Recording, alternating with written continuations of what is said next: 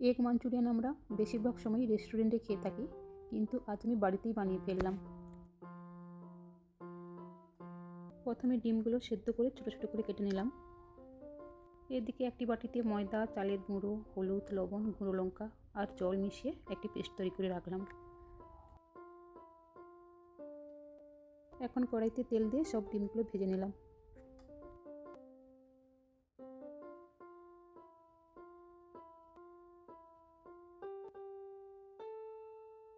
আগে থেকে আমি পেঁয়াজ, ক্যাপসিকাম, রসুন আর কাঁচা লঙ্কা কেটে নিয়েছি।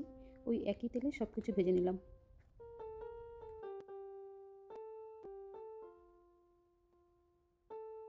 এখন chilli sauce, soya sauce, tomato sauce, vinegar, cornflour দিয়ে একটি পেস্ট তৈরি করে রাখলাম।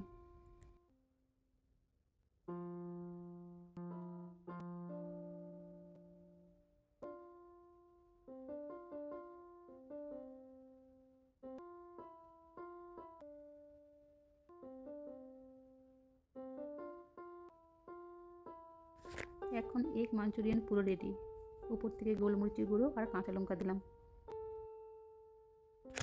সবসময় একই রকম ডিমের তরকারি খেতে ভালো লাগে না, মাঝে মাঝে এই রকম বানানোই যায়, সময়ও বেশি লাগে না।